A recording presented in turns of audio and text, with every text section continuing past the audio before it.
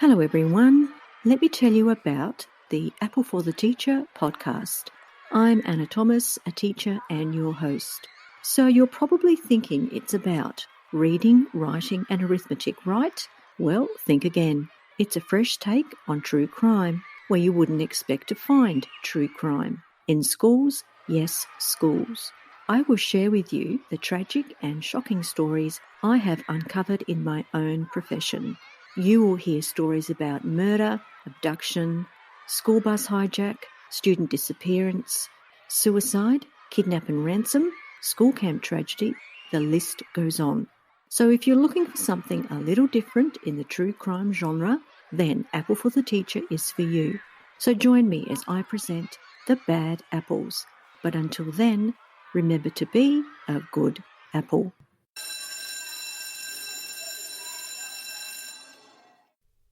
On June 9th, 1968, 25-year-old Irene Izak headed out on a road trip from Cleveland, Ohio to the Canadian province of Quebec, where she was to interview for a teaching job. In the early morning hours of June 10th, she would be murdered along a desolate highway in upstate New York, never making it to her destination. From the south shore of Lake Erie, this is Great Lakes True Crime.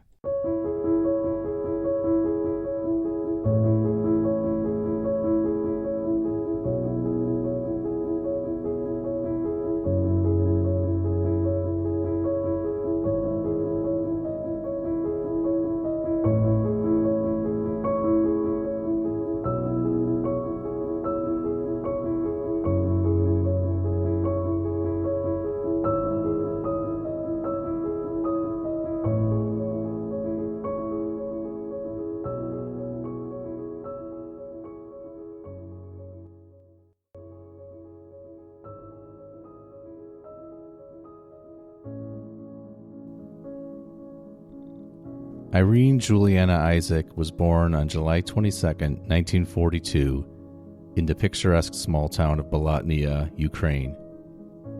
Her father, Bohdan Izak, arrived in town earlier that year to assume responsibility for the local Byzantine Catholic Church. Bohdan arrived in Bolotnia with his wife, Maria Kowalski Izak, their two sons, and their two daughters. Maria was pregnant with Irene at the time, so Irene would be their fifth and youngest child. Bohdan was a Catholic priest, although not in the predominant Roman rite. He was of the Byzantine rite, which permits priests to be married if they were already married prior to being ordained.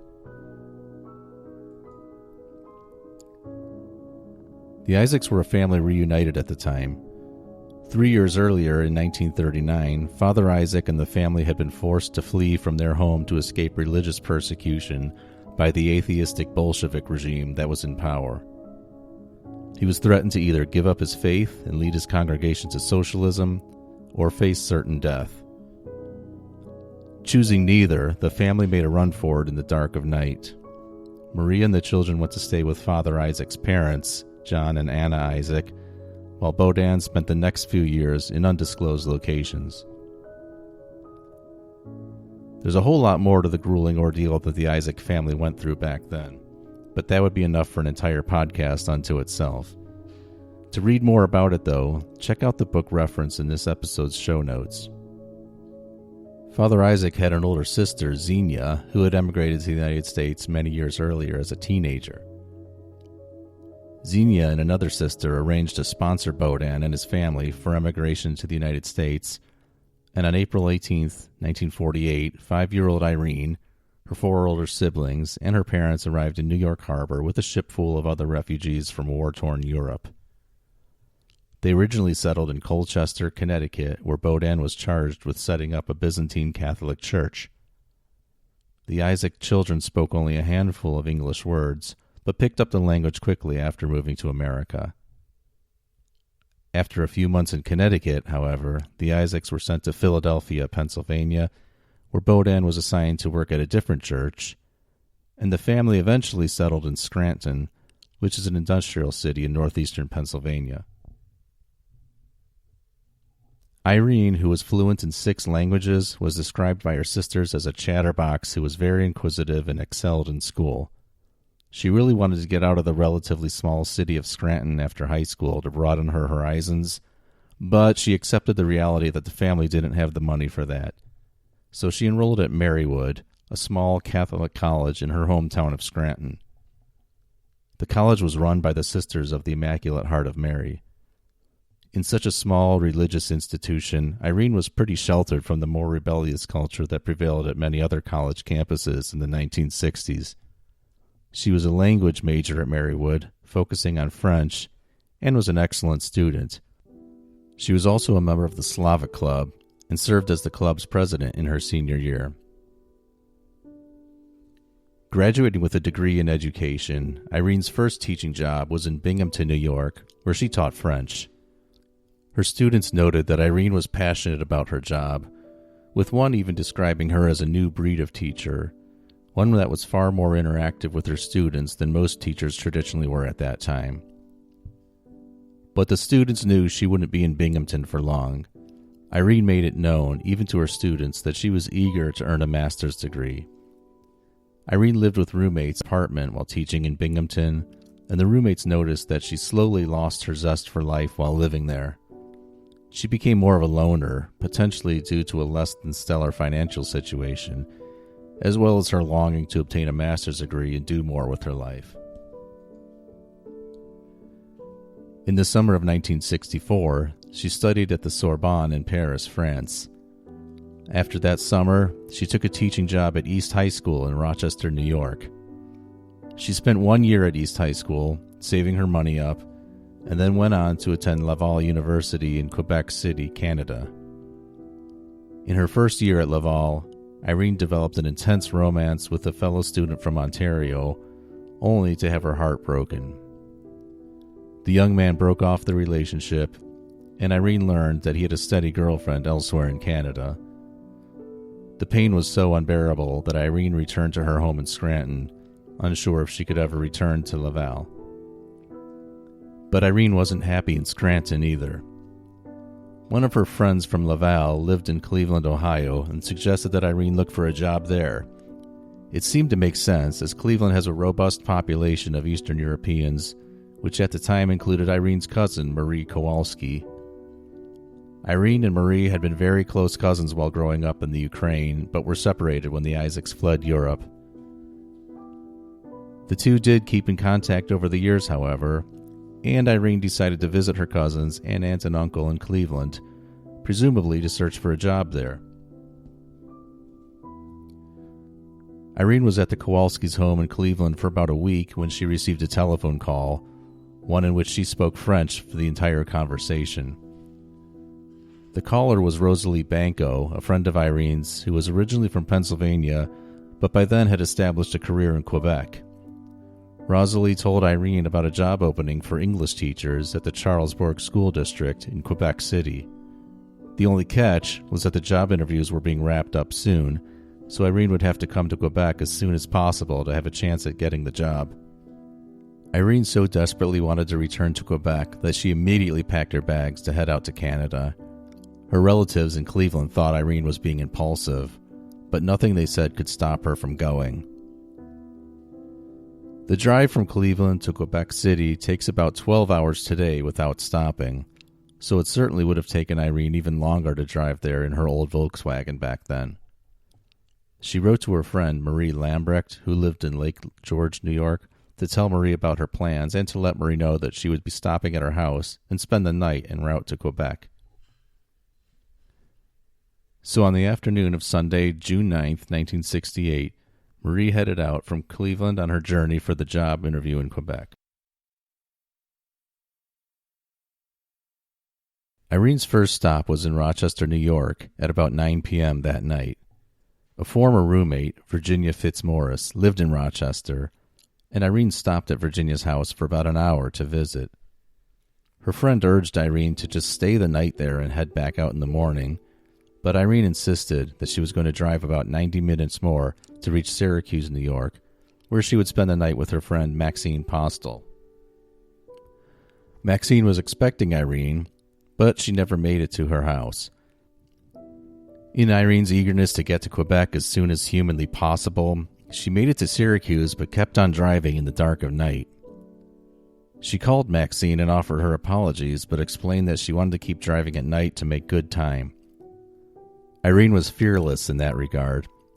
So after reaching Syracuse on the New York State Thruway, she exited that freeway to travel north on Interstate 81. While on the road, Irene was pulled over by a New York State trooper named David Hennigan, who was on patrol in a dark blue, unmarked police car. He was surveilling the traffic on Interstate 81 looking for speeders. Hennigan was born in Watertown, New York, the only child of a stone company foreman. He attended Watertown High School, and while in high school he worked as an orderly at a hospital in Watertown called House of the Good Samaritan Hospital.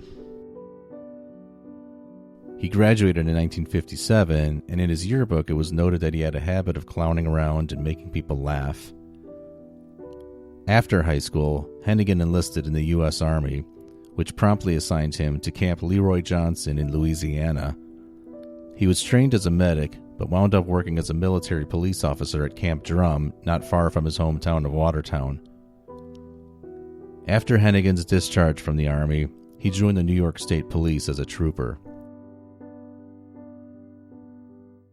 David Hennigan was just a few days short of his 6-year anniversary of being a state trooper when he came upon a young woman driving a 1965 Volkswagen heading north on Interstate 81, not far from the Canadian border. The 29-year-old trooper, who was married and had 3 children, notified his desk sergeant at 1:50 a.m. on June 10, 1968, that he was making a traffic stop. He advised that he stopped a tan Volkswagen for going 75 in a 65-mile-per-hour zone. Upon being pulled over, the 5-foot-tall, 103-pound Irene nervously looked up at the 6-foot-tall Hennigan. She likely explained that she was headed to Quebec City for her job interview.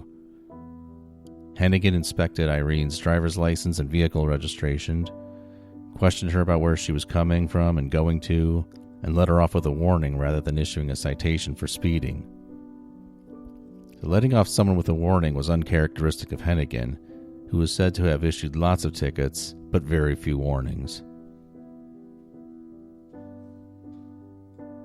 Irene and Hennigan both pulled away and both drove north on the highway, never too far apart from each other, and both ultimately driving as far north as the Thousand Island Bridge, which is the first of 3 bridge spans leading into Canada.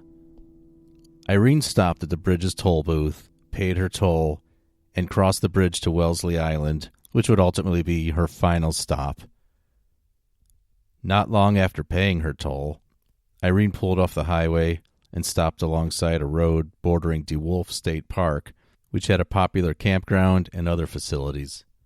She stopped only 1 mile from the bridge to Hill Island in Canada.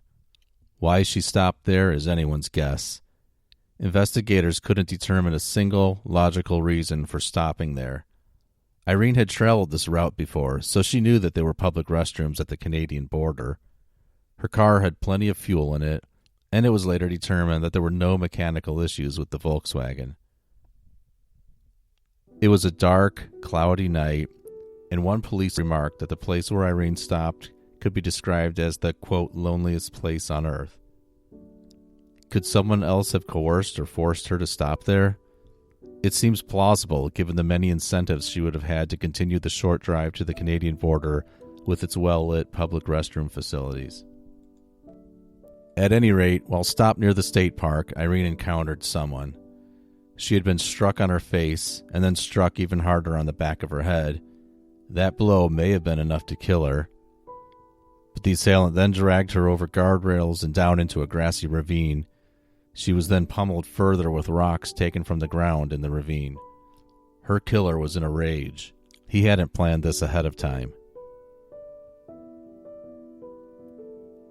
Trooper Hennigan reported at the time that he ran patrol on Wellesley Island, conducting random property checks. This was highly unusual for a state police officer to do, as local property checks are typically the job of local police officers. Hennigan then made his way to a road called the Route 81 Extension, and he stopped at a rest area near the entrance to DeWolf State Park. Not long after the grisly murder, Hennigan stopped at the roadside rest area and noticed the same Volkswagen that he had just pulled over 45 minutes earlier. He reported that it was unoccupied, and he grabbed his flashlight to inspect the car in the immediate surrounding area. Hennigan said he spotted Irene's tinted glass on the ground in the gravel just below the back bumper of the Volkswagen. He called out Irene's name but got no answer. Next, he said he climbed down a 10-foot or 3-meter deep ravine and searched the overgrown rocky area for, quote, several minutes, as he put it. At 2:35 that morning, Trooper Hennigan used his radio to alert state police headquarters that he had discovered a body way down in the dark ravine. He reported that the death appeared to be a homicide and that the victim was possibly a female. He later reported that the body was face down in a pool of blood, with blood mixed in with Irene's light brown, shoulder-length hair. She had not been raped or otherwise sexually assaulted. She had not been robbed. Her purse was still in the car with cash, traveler's checks, and a credit card untouched. Also not taken were her class ring and a wristwatch. Her keys were on the ground near the body. And again, this points to a murder motivated solely by rage. The temperature that night dropped to the mid-50s Fahrenheit, and a slight drizzle fell most of the night. Hennigan explained to his colleagues that when he found the body, he raised her head in an effort to determine whether she was still alive. He also claimed that, in doing that, he stained his uniform shirt with her blood. This was a serious breach of protocol. Any police officer, let alone a veteran state trooper, would know that with a homicide you don't touch the body until criminal investigators can arrive to take photos and collect evidence. This breach of protocol was noted by David Fleming, a colleague of Hennigan's with the New York State Police. Fleming also noted that there was an inordinate amount of blood at the scene, on the body, and on Hennigan's uniform.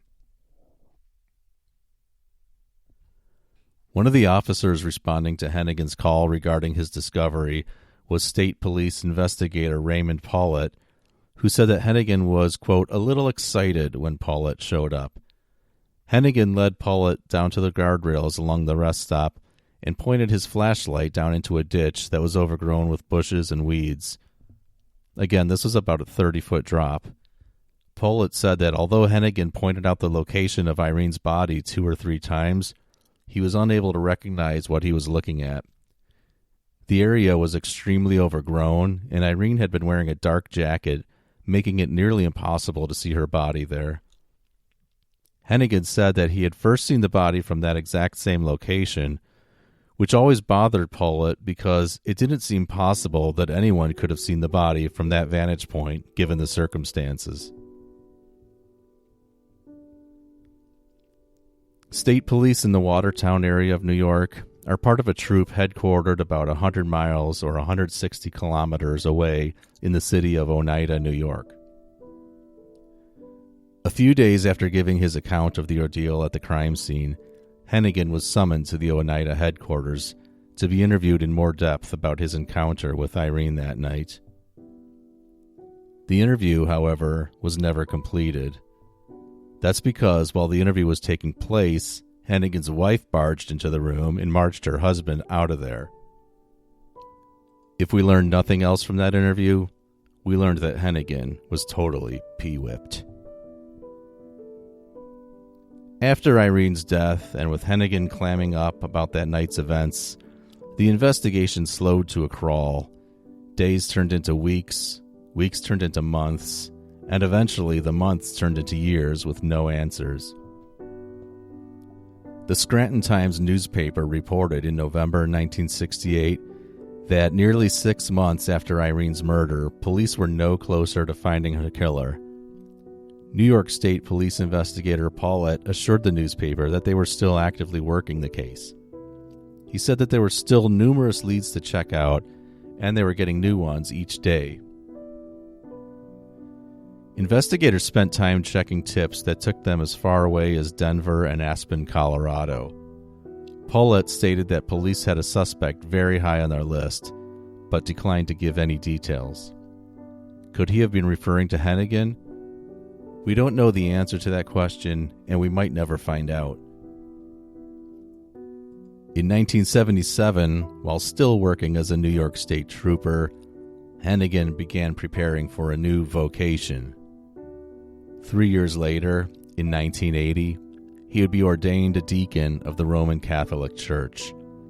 A deacon is a minister in the church that can perform many of the same tasks that priests can perform, other than celebrating Mass and hearing confessions.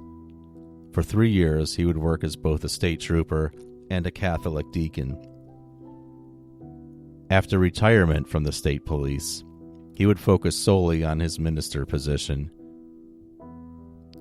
During his years as a deacon, Hennigan would be asked by various reporters, family members of Irene, and others to answer questions about the night of Irene's death, and every time he would quickly and firmly decline to say anything about it. One could speculate that his unwillingness to talk and his decision to devote his life to prayer could be a reaction to a guilty conscience. But that would just be pure speculation, wouldn't it? No arrests have been made in Irene's murder, and no serious suspects have been publicly identified. Hennigan has received the most scrutiny over the years, and seems to have garnered plenty of suspicion. However, he died in 2009, so he took whatever knowledge he had about the murder to his grave. Irene Izak is buried at St. Vladimir's Cemetery in Lackawanna County, Pennsylvania. Her unsolved murder is a true tragedy, and although it is unlikely that we will ever know the full truth about that dark night, we continue to hold out hope. You've been listening to Great Lakes True Crime. Please leave us a positive review if you're so inclined, and feel free to check us out on Twitter and Facebook for more information or to discuss this case. This has been Steve, your host and producer. Thanks for listening, guys.